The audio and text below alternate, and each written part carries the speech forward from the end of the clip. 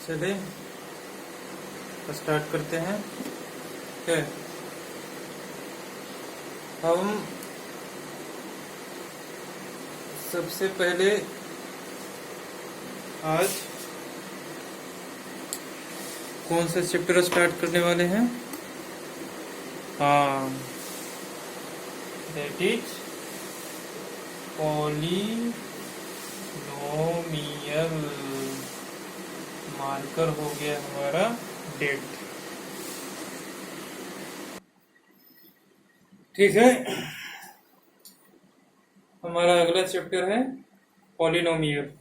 ठीक है, ये सब तो आप लोग पहले से भी जानते होंगे, आज एक बार फिर देख लीजिए। ठीक है, प्लस माइनस इनटू डिवीजन। ठीक है, ये हमारे पास क्या है? Basic mathematical operation. ठीक है, ये सब हमारे पास क्या है? Basic mathematical operation. ये बिल्कुल बेसिक मैथमेटिकल ऑपरेशन है, मतलब मैथमेटिक्स में हम कुछ भी करेंगे ये सब तो हमेशा इन्वॉल्व होगा ही होगा। ठीक है, इसके बिना हम मैथमेटिक्स नहीं पढ़ सकते। ठीक है, इसको बोलते हैं प्लस माइनस इनटू डिवीजन। ये हो गया बेसिक मैथमेटिकल ऑपरेशन। ठीक है, इसको बोलते हैं। ठीक है, बस इतना जान लीजिए। उसके बाद देखिए, हमारे पास पॉलिनोमियल पे तो बाद में पहुंचेंगे। ठीक है, अभी ये देखें, दो टर्म है हमारे पास। कौन कौन से टर्म्स है? एक कांस्टेंट और एक वेरिएबल। ठीक है, वेरिएबल किसे बोलेंगे और कांस्टेंट किसको बोलेंगे? ठीक है, तो ये देखें यहाँ कांस्टेंट, ठीक है, वेरिएबल। ठीक है, 1 2 3 4 5 इस टाइप से कुछ रहे तो इसको कांस्टेंट बोलेंगे।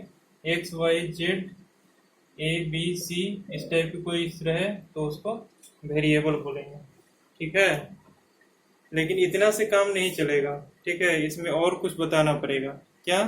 वेरिएबल का ओरिजिनल मीनिंग होता है कि वैसा चीज जो कि वेरी करता हो हर जगह पे। ठीक है, अगर हम मैथमेटिक्स में एक्स को लेकर के चलें, ठीक है, एक्स का कहीं पे 2 वैल्यू होगा, कहीं पे 3 वैल्यू होगा, कहीं पे 2/3 वैल्यू होगा। हर जगह पे अलग अलग वैल्यू ये हमारा लेकर के आएगा एक्स। ठीक है, इसलिए इसको वेरिएबल बोलते हैं। वही कंडीशन वाई के साथ भी, वही कंडीशन जेड के साथ भी है। ठीक है, वही कंडीशन एबीसी के साथ भी है। ये तो वेरिएबल के रूप में भी यूज होता है और कांस्टेंट के रूप में भी यूज होता है। ठीक है, इसके बारे में बाद में ऑटोमेटिक पता चल जाएगा। ठीक है ना, वहां पर सिंबल इंडिकेट कर देगा। ठीक है, लेकिन एक्स वाई जेड ये तीन चीज जो है हमेशा वेरिएबल में रहेगा। लेकिन अभी आप लोगों को बस इतना ही पढ़ना है। ठीक है, ये एक्स वाई जेड ये इस टाइप से रहे तो इसको वेरिएबल बोलेंगे, इस टाइप से रहे तो कांस्टेंट बोलेंगे। ठीक है, इतना भी बता दे तो काम चल सकता है, लेकिन जान ले। और ठीक है, वेरिएबल मतलब जिसका कि वैल्यू हर जगह पे अलग अलग चेंज होकर के आता है। ठीक है, लेकिन 1 को लीजिए या फिर 2 को लीजिए या फिर 3 को लीजिए, इसको जहां स्टेबलाइज कर दीजिए, ये अपने पोजीशन पे उतना ही वैल्यू देगा। ठीक है, तो बात समझ में आई? ठीक है, ये वेरिएबल का वैल्यू हर जगह पे अलग अलग आता है और कांस्टेंट का वैल्यू क्या होता है हमारा? हर जगह पे सेम होता है। ठीक है, जैसे कि देखें, हम यहाँ पे लिख दें 3 × 2। ठीक है, यहाँ 3 का वैल्यू और 2 का वैल्यू दोनों का सेम है। ठीक है, यहाँ हो जाएगा 6। 3 का जो वैल्यू है वही 3 का वैल्यू है, 2 का वैल्यू है जो वही 2 का वैल्यू है। ठीक है, तो अगर यहाँ पर मान लीजिए कि 2 यहाँ लिखें और x यहाँ लिखें, ठीक है, x, तो यहाँ पर क्या हो जाएगा? 2x = 6। ठीक है, ऐसा लिखें तो x का वैल्यू यहाँ पर कितना आ गया? 3। ठीक है, लेकिन अगर यहाँ पर ऐसा लिखें, देखें 3x = 9, तो यहाँ पे x का वैल्यू क्या आ गया? 3। सॉरी, यहाँ पे 3 आ गया। 9x = 3, x is equal to क्या हो जाएगा 3/9 दैट इज इक्वल टू 1/3। ठीक है। अच्छा, इसका मीनिंग क्या हुआ, x हमारा यहाँ अलग वैल्यू अटेंड कर रहा है, इस पोजीशन पे अलग वैल्यू अटेंड कर रहा है, यहाँ पे इसका वैल्यू 3 है, यहाँ पे इसका वैल्यू 1/3 है। ठीक है, ऐसे ही x का वैल्यू हर जगह पे अलग अलग निकल करके आएगा। ठीक है, लेकिन अगर ये सब चीज को लिखें, ठीक है, 3 को या फिर 2 को या फिर 4 को 5 को, ये सब जितना भी रियल नंबर से, रेशनल नंबर से, इरेशनल नंबर से, ठीक है, अभी तक जो भी पढ़े सब कांस्टेंट ही रूप में यूज होगा मैथमेटिक्स में। सारे को कांस्टेंट बोलते हैं जो कभी भी चेंज नहीं करता है। लेकिन वेरिएबल का वैल्यू क्या होता है, हर जगह पे चेंज करता है। ठीक है, कहीं पे चेंज नहीं भी करता है, कहीं पे करता भी है। ठीक है, तो मतलब ये वेरिएबल है, मतलब वेरी करता है, और ये हमारा कांस्टेंट है। ठीक है। अच्छा, अब आगे आते हैं।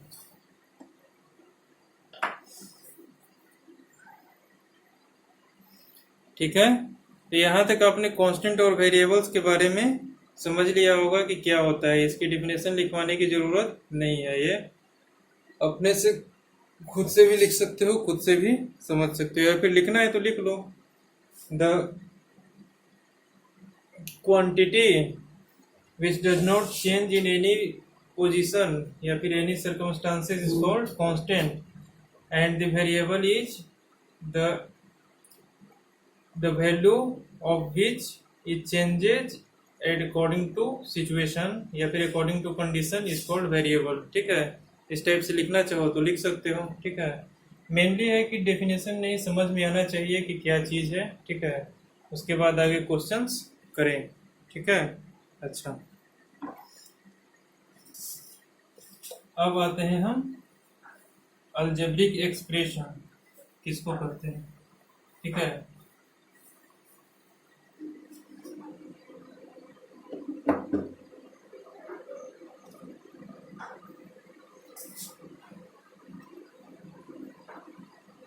अलजेब्रिक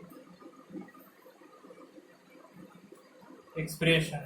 ठीक है, ये किसको कहते हैं, प्लस माइनस इनटू डिवीजन। ठीक है, ये तो हमारा मैथमेटिकल ऑपरेशन हो गया।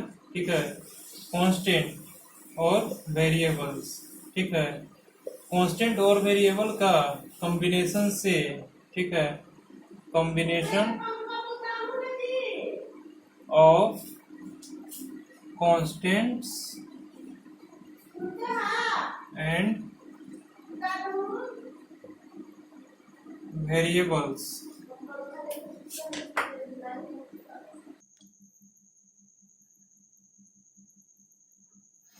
ठीक है। अच्छा, अलजेब्रिक एक्सप्रेशन क्या है हमारा, combination of constant and variables. ठीक है, connected by mathematical operation which is plus minus into and division. ठीक है, इज कॉल्ड अलजेब्रिक एक्सप्रेशन। ठीक है,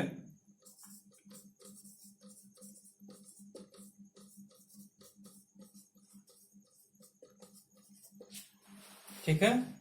अच्छा, ये तो समझ में आ गया होगा कि अलजेब्रिक एक्सप्रेशन किसे कहते हैं। ठीक है, कांस्टेंट और वेरिएबल के कॉम्बिनेशन से, ठीक है, और प्लस माइनस इनटू और डिवीजन इससे सेपरेट रहता है। ठीक है, उसको हम अलजेब्रिक एक्सप्रेशन बोलते हैं। ठीक है, इसका मीनिंग क्या हुआ एक एग्जांपल से समझते हैं।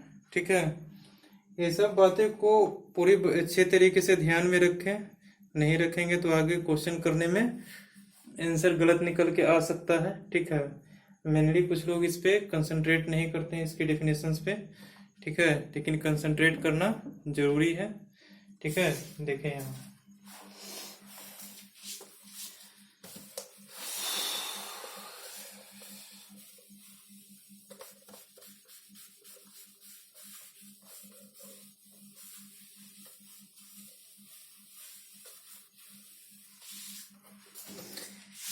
इसके अब कुछ एग्जाम्पल्स हम लेते हैं। ठीक है, एग्जाम्पल में क्या हो जाएगा हमारे पास, x² + 2 + 3 या फिर x square plus 2x plus 5 x square plus 2xy plus 3।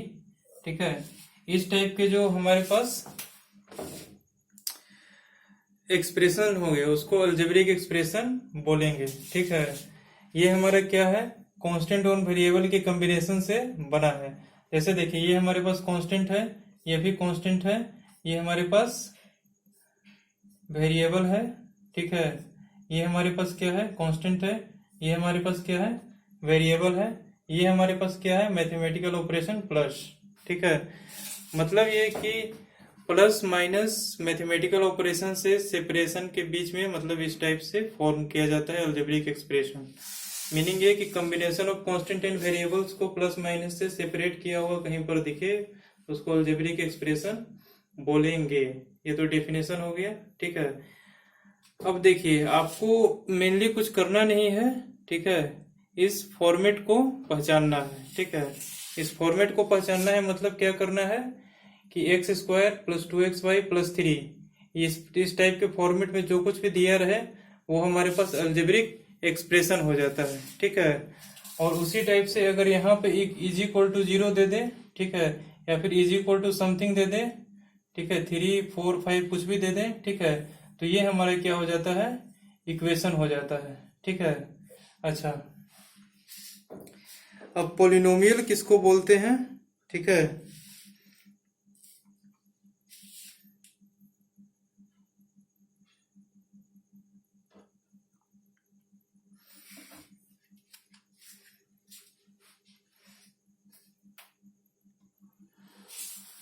Terms of algebraic expression. देखें टर्म्स किसको बोलेंगे, ये देखें यहाँ। ठीक है, मान लेते हैं कि कोई लिखा हुआ है 2xy plus 3x² plus 89xy plus 2y², ऐसा करके कुछ हमारे पास एक एक्सप्रेशन दिया हुआ है। ठीक है, ये एक्सप्रेशन हमारा क्या है, अलजेब्रिक एक्सप्रेशन है। इसमें टर्म्स किसको बोलेंगे, ये हो गया हमारा पहला टर्म, ये हो गया हमारे पास दूसरा टर्म, ये हो गया हमारे पास तीसरा टर्म, और ये हमारे पास हो गया चौथा टर्म। ठीक है, समझ में आया क्या टर्म किसको बोलेंगे? ठीक है ना, देखा जाए तो ऑपरेशन प्लस माइनस से जो सेपरेटेड रहे, ठीक है, वो हमारे पास टर्म्स हो जाते हैं। जैसे देखिए इसके बाद ये प्लस है, ये पहला टर्म हो गया, इसके बाद ये प्लस का साइन है या फिर माइनस का, इंटू का, डिवीजन का, कुछ का भी साइन हो सकता है। ये हमारे पास सेकंड टर्म हो गया, ये फर्स्ट टर्म हो गया, ये हमारे पास थर्ड टर्म हो गया, ये हमारे पास फोर्थ टर्म हो गया। ठीक है, अच्छा ये तो बात समझ में आ गई टर्म्स किसको कहेंगे। ठीक है, टर्म्स बहुत सिंपल है, देखेंगे एक्सप्रेशन कैसा है। ठीक है, उसमें कितने टर्म्स आ रहे हैं, इसमें तो 1 2 3 4 टर्म्स हैं। ठीक है, इसी को अगर इरेज कर दिया जाए, ठीक है, तो अब हमारे पास कितने टर्म्स बचे, 2 टर्म्स बचे। ठीक है, अच्छा टर्म समझ में आ गया किसको बोलेंगे। अब आगे चलते हैं पॉलिनोमियल पे।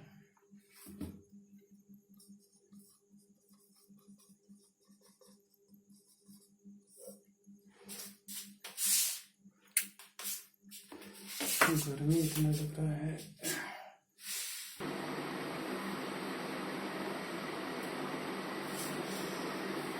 हाँ, तो देखिए अब पॉलिनोमियल किसे कहेंगे।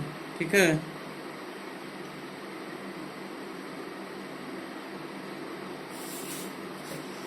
अलजेब्रिक एक्सप्रेशन हमारा कोई सा भी दिया हुआ है।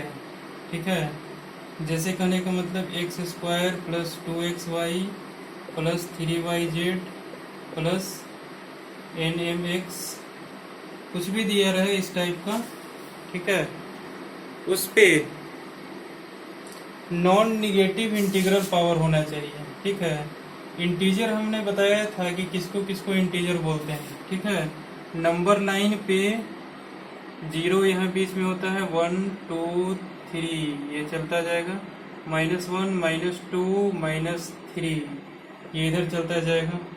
ये जो इन दोनों के बीच में जो नंबर्स हैं एग्जिस्ट कर रहे हैं, ठीक है, उनको हम इंटीजर नहीं बोलेंगे। इंटीजर किसको बोलेंगे, 0 1 2 3 -1 -2 -3 ऐसे। ठीक है, इसको लिख सकते हैं i बिलोंग्स टू -3 -2 -1 0 1 2 3, ठीक है, ऐसे करके लिख सकते हैं। यही नंबर सिर्फ इन्वॉल्व होंगे इंटीजर्स में, ठीक है। अच्छा, अब यहाँ पे कह रहा है पॉलिनोमियल हम उसको बोलेंगे ऐसा अलजेब्रिक एक्सप्रेशन होगा जो कि हमारा नॉन निगेटिव इंटीग्रल पावर होना चाहिए किसका, वेरिएबल के ऊपर, ठीक है। मतलब ऐसा अलजेब्रिक एक्सप्रेशन जिसमें वेरिएबल के ऊपर हमारा नॉन निगेटिव इंटीग्रल पावर्स होना चाहिए। पहला है कि पावर्स हमारा इंटीजर्स होना चाहिए, ठीक है, और दूसरा ऐसा होना चाहिए नॉन निगेटिव होना चाहिए, ठीक है। नॉन निगेटिव मतलब जो निगेटिव नहीं है, ठीक है। जैसे मान लिया जाए कि हमारे पास इसके पावर 0 भी हो सकता है, लेकिन अगर हम यहाँ -1 लिख दें इसके पावर तो हमारा पॉलिनोमियल ये नहीं होगा। या फिर हम ऐसा लिख दें 1/3, ठीक है, तो ये भी हमारा पॉलिनोमियल नहीं होगा, ठीक है। यही हम 2 लिख दें, 23 लिख दें, या फिर कुछ भी लिख दें पावर, ठीक है, इसके पावर मान लीजिए 1/3 2/3 ऐसा लिख दें, ठीक है, तो ये भी हमारा पॉलिनोमियल नहीं होगा। ये सिंपल हमारा अलजेब्रिक एक्सप्रेशन ही रह जाएगा, ठीक है। पॉलिनोमियल होने के लिए क्या होना होगा, अलजेब्रिक एक्सप्रेशन में वेरिएबल्स का पावर हमारे पास इंटीजर होना चाहिए, और वो इंटीजर कैसा होना चाहिए, नॉन निगेटिव, ठीक है, जो निगेटिव नहीं है, ठीक है। पॉजिटिव भी हो सकता है, 0 भी हो सकता है, ठीक है। तो ऐसे को हम क्या बोलेंगे, पॉलिनोमियल बोलेंगे, ठीक है। आपका सबसे पहला एक्सरसाइज में सबसे पहला सेक्शन इसी का दिया हुआ है कि कौन पॉलिनोमियल है और कौन पॉलिनोमियल नहीं है, उसको आइडेंटिफाई करना है। तो आइडेंटिफाई करने के लिए सबसे पहले हम क्या करेंगे, ये देखें, वेरिएबल्स के पावर्स को चेक करेंगे, ठीक है। पावर्स हमारा इंटीग्रल है कि नॉन इंटीग्रल है, पॉजिटिव इंटीजर है, निगेटिव इंटीजर है, नॉन निगेटिव इंटीजर है, ठीक है, क्या है हम एक्चुअली उसको देखेंगे, ठीक है। अगर हमारा पावर्स वेरिएबल का, ठीक है, कांस्टेंट का पावर मैटर नहीं करता है, ठीक है, वेरिएबल्स का पावर हमारे पास नॉन निगेटिव होना चाहिए, ठीक है, और फ्रैक्शन में नहीं होना चाहिए, निगेटिव नहीं होना चाहिए, ठीक है। अगर ये टेस्ट कर लिए तो वो हमारा वेरिएबल होगा, अन्यथा सॉरी पॉलिनोमियल होगा, अन्यथा नहीं होगा। जैसे ये देख करके बताए ये पॉलिनोमियल है, हाँ करेक्ट, पॉलिनोमियल है, ठीक है। यही अगर हम यहाँ लिख दें ऐसा 2/3 2 3, ठीक है, ऐसा करके लिख दें, ये पॉलिनोमियल है हमारा, नहीं है, ठीक है, क्योंकि पावर हमारा क्या आ गया, फ्रैक्शन में आ गया, ठीक है। अब देखें, अब दूसरा एग्जांपल लेते हैं। हमारे पास दिया हुआ है x² + 2xy - 4z, ठीक है, ये हमारा एक अलजेब्रिक एक्सप्रेशन दिया हुआ है, ठीक है। इस पे हम पावर लिख देते हैं 1/3 y के पावर 2, ठीक है, ऐसा दिया हुआ है। तो यहाँ पर तो हम देख रहे हैं कि पावर हमारा वेरिएबल का क्या है, नॉन निगेटिव है। यहाँ देख रहे हैं तो क्या है हमारा, नॉन निगेटिव तो है लेकिन इंटीजर नहीं है, 1/3 है, फ्रैक्शन में है, तो ये हमारा क्या हो जाएगा, पॉलिनोमियल नहीं होगा, ठीक है। अच्छा, यही अगर ऐसा रहता, इसका पावर 4 रहता, इसका पावर 3 रहता, ठीक है, ऐसे रहता, और 42 का पावर रहता 2/3, ठीक है। तो हमने क्या बोला था कि कांस्टेंट का पावर मैटर नहीं करता है, ठीक है, कांस्टेंट का पावर कितना भी हो सकता है, ठीक है, लेकिन वेरिएबल का पावर हमारा फ्रैक्शन में नहीं होना चाहिए, निगेटिव नहीं होना चाहिए, मतलब नॉन निगेटिव इंटीजर होना चाहिए वेरिएबल का पावर, बस इतना ही देखना है। अगर वो है तो पॉलिनोमियल है, नहीं तो नहीं है, बात खत्म, ठीक है। अच्छा देखें, अब आता है हमारा कोएफिशिएंट, ठीक है। कोएफिशिएंट किसको बोलेंगे, कोएफिशिएंट के लिए हमारा क्या होना चाहिए, सबसे पहले हम देखेंगे कि क्या देखना है, वेरिएबल्स को देखना है, ठीक है। वेरिएबल हमारे पास क्या है, x² लास्ट में x, यहाँ x³ है, x नहीं है, x³ है, x² है और x है, ठीक है। अब हमारे पास कोएफिशिएंट देखना है, तो वेरिएबल के साथ कौन सा कांस्टेंट हमारा मल्टीप्लाई हो रहा है, वो उस वेरिएबल का क्या होगा, कोएफिशिएंट होगा। जैसे देखें एक्स क्यूब का कोएफिशिएंट इसमें क्या नजर आ रहा है 5, ठीक है। एक्स क्यूब का कोएफिशिएंट लिखें, एक्स स्क्वायर का कोएफिशिएंट लिखें, एक्स का कोएफिशिएंट लिखें, ठीक है। और लास्ट में तो ये हमारा क्या हो जा रहा है, इसको बोलेंगे कांस्टेंट टर्म, ठीक है। उसको बाद में डिस्कस करेंगे। एक्स क्यूब हमारे पास क्या है, इसका कोएफिशिएंट कितना है 5, एक्स स्क्वायर का कोएफिशिएंट गलत 4 नहीं है, -4 है, ठीक है। माइनस सिंबल देना मत भूलिएगा, ठीक है, क्योंकि प्लस माइनस से क्या हो जाता है, लाइट भी चली गई यार। हाँ तो अब देखिए हमने बोला एक्स क्यूब का कोफिशिएंट 5 है, एक्स स्क्वायर का कोफिशिएंट -4 है, और एक्स का कोफिशिएंट कितना है हमारे पास +6, ठीक है। अच्छा, और लास्ट में जो हमारा कांस्टेंट टर्म है जिसके पास एक भी वेरिएबल नहीं है, ये हमारा क्या कहलाएगा, कांस्टेंट टर्म। इसमें अगर पूछे कि कांस्टेंट टर्म कौन सा है, ठीक है, तो हम क्या बोलेंगे, यस -3, ठीक है, ये हमारा कांस्टेंट टर्म होगा, ठीक है। अच्छा, अब आता है डिग्री किसको बोलेंगे, ठीक है। तो कोफिशिएंट और कांस्टेंट टर्म तो समझ में आ गया लोगों को, ठीक है। वेरिएबल के साथ जो हमारा मल्टीप्लाई होगा कांस्टेंट, मल्टीप्लिकेशन के फॉर्मेट में रहे, ठीक है, या फिर डिवीजन के फॉर्मेट में रहे। डिवीजन के फॉर्मेट में ऐसे रह सकता है, ठीक है, ये देखें 1/2 या फिर 1/4 ऐसा करके कुछ रह सकता है, ठीक है। तो ये हमारा हो जाएगा क्या, कोएफिशिएंट। ये माइनस साइन के साथ में लिखना है, ठीक है, माइनस को छोड़ना नहीं है, -1/2 स्क्वायर, ठीक है। अच्छा, अब यही हमारा पॉलिनोमियल है, ठीक है। इसी पॉलिनोमियल में देखें डिग्री किसको बोलते हैं, ठीक है। अच्छा, ये हमारा +4x² लिखा हुआ था, ठीक है, माइनस ही लिखा हुआ था, जैसा भी लिखा है वैसा ही लिखा, छोड़ दें, ठीक है। इसमें देखिए कि वेरिएबल का सबसे हाईएस्ट पावर कौन सा है, 3, ठीक है। तो इस पॉलिनोमियल का डिग्री क्या हो जाएगा हमारा 3, ठीक है। मतलब डिग्री जो हाईएस्ट पावर जो हमारा होगा पूरे एक्सप्रेशन में, ठीक है। ऐसे ये हमारा एक पॉलिनोमियल हुआ, ठीक है। इसमें हमारा जो हाईएस्ट पावर है वही क्या कहलाएगा, डिग्री, ठीक है। इसका डिग्री कितना हो जाएगा 3, ठीक है। इतनी बात समझ में आ गई। अच्छा, अब चलते हैं आगे, ठीक है।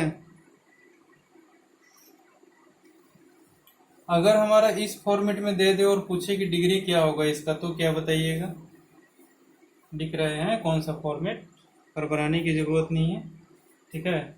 ये हमारे पास 5x² + 2xy + 3x² y z³ + 3, ये भी तो हमारा एक पॉलिनोमियल है कि नहीं। देखिए नॉन नेगेटिव इंटीग्रल पावर है, तो ये हमारा पॉलिनोमियल होगा ही होगा, ठीक है।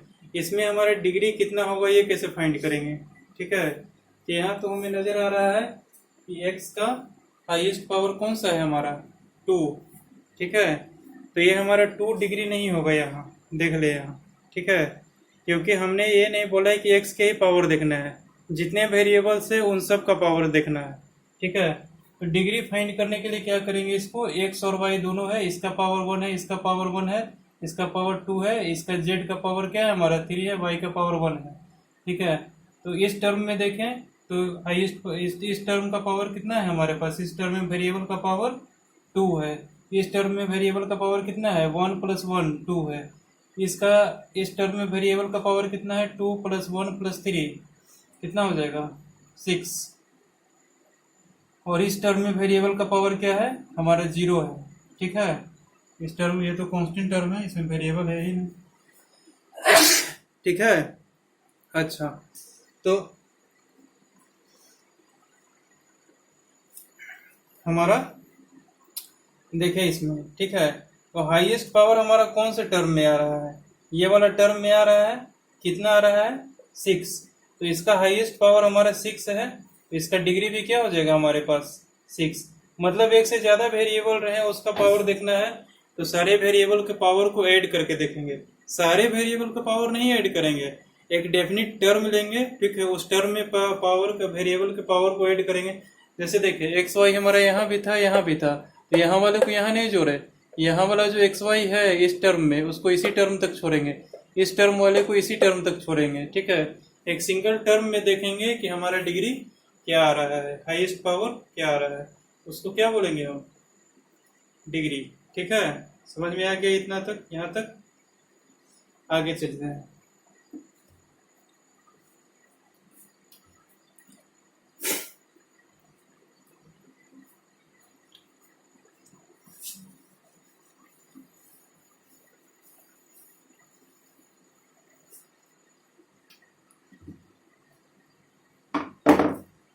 पॉलिनोमियल के टाइप्स देखें क्या होते हैं, लीनियर, दूसरा होता है क्वाड्रेटिक, तीसरा होता है क्यूबिक, चौथा होता है बाई क्वाड्रेटिक,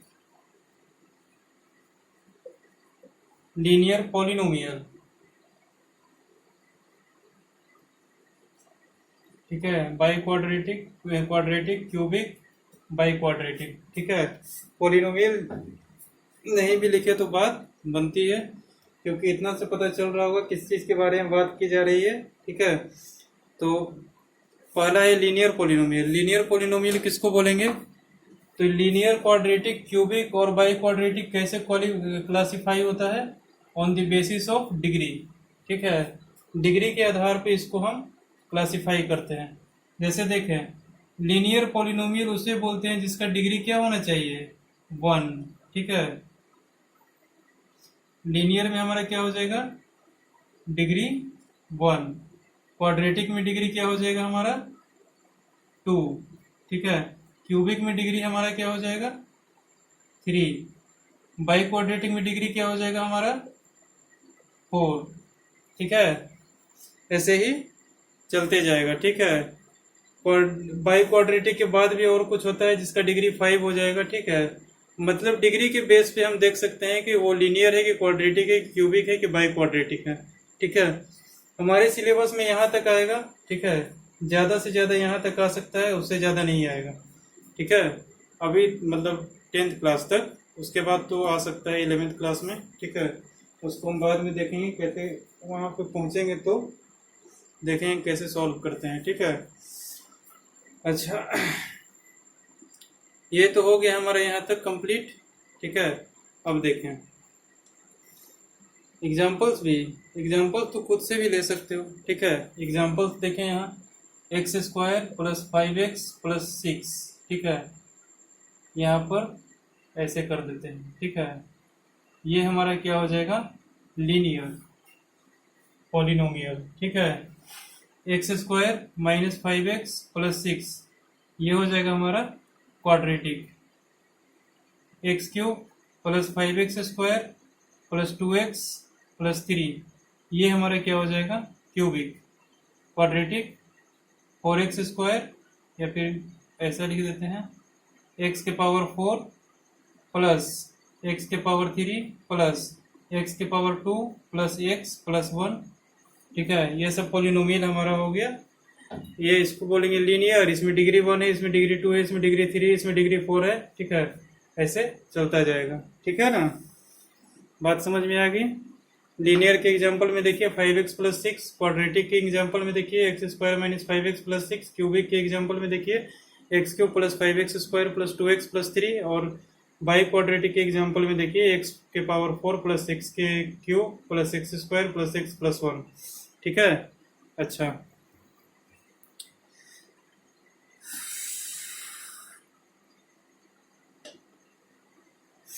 ये तो हो गया on the basis of degree, ठीक है। On the basis of terms भी इसको हम क्लासिफाई कर सकते हैं, यहाँ लिख दें on the basis of degree, ठीक है। डिग्री के बेसिस पे हम इसको ऐसे क्लासिफाई कर सकते हैं, ठीक है। अच्छा, इसको लिख ले,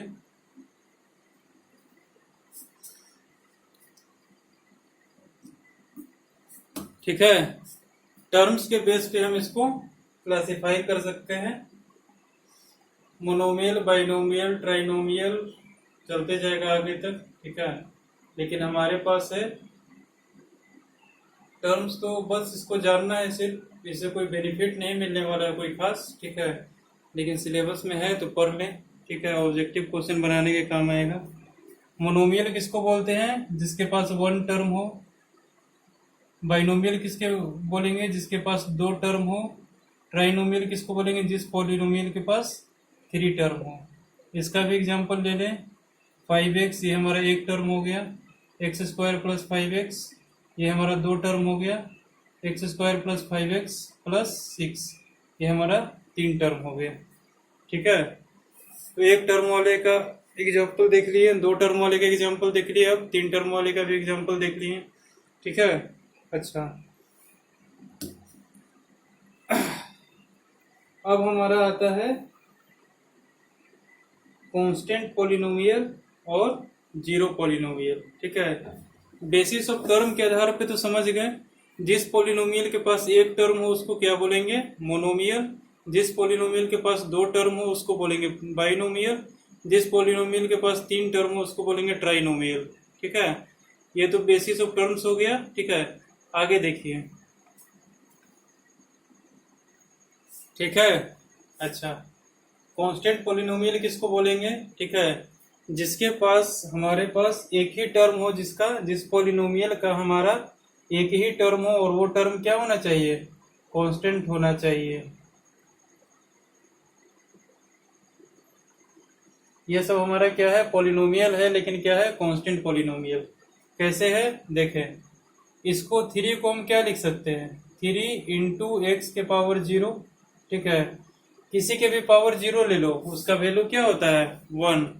हमने लॉ ऑफ रेडिकल्स में बताया था, ठीक है, नहीं बताया था शायद, ठीक है।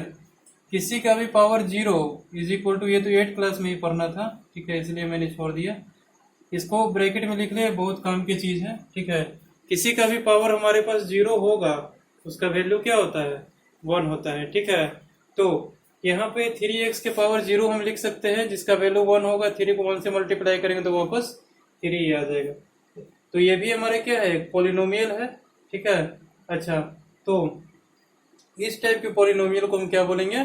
Constant polynomial. इसके पास सिर्फ एक ही टर्म होगा, दो टर्म पॉसिबल नहीं है, ठीक है। क्यों नहीं पॉसिबल है? क्योंकि देखिए, प्लस माइनस सेपरेट करेंगे, 2 लिखेंगे, दो कांस्टेंट पॉलिनोमियल है, ये तो माइनस होके फिर क्या आ गया? 1 हो गया, तो फिर सिंगल टर्म बन गया, ठीक है। तो इसके पास सिर्फ एक ही टर्म होगा, वो कांस्टेंट होगा। जीरो पॉलिनोमियल किसको बोलेंगे? जीरो पॉलिनोमियल के साथ भी वही केस है, ठीक है। इसके पास भी सिर्फ एक टर्म होगा, ठीक है, और वो भी हमारा क्या होगा? 0, ठीक है। जिस पॉलिनोमियल के पास एक टर्म हो, ओनली 0, ठीक है, उसको क्या बोलेंगे? जीरो पॉलिनोमियल बोलेंगे, ठीक है। इसको 0 इंटू एक्स के पावर 0 भी लिख सकते हैं, ठीक है। अच्छा, तो 0 हमारा क्या है? नॉन निगेटिव है, ना ही ये पॉजिटिव है ना ही ये निगेटिव है। 0 हमारा क्या है? न्यूट्रल है। इसको बोलते हैं नॉन निगेटिव इंटीजर, ठीक है। नॉन निगेटिव भी बोल सकते हैं, नॉन पॉजिटिव भी बोल सकते हैं, जो भी बोले, ठीक है। इसको बोल सकते हैं, ना ही तो इसको निगेटिव में ले सकते हैं, ना ही इसको पॉजिटिव में यूज कर सकते हैं। 0 का अपना एक अलग कंडीशन होता है, ठीक है। अच्छा,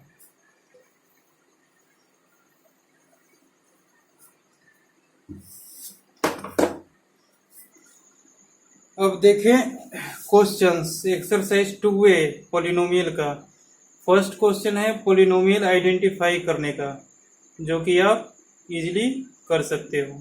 सेकंड क्वेश्चन है हमारा डिग्री पता करने का, कौन से पॉलिनोमियल का कितना डिग्री है। थर्ड में हमारा कोफिशिएंट लिखने का है। फोर्थ में हमारा मोनोमियल, बाइनोमियल, ट्राइनोमियल लिखने का है, डिग्री दिया हुआ है सबका। फिर फोर्थ में, ठीक है, फिर 5 में क्या है हमारा?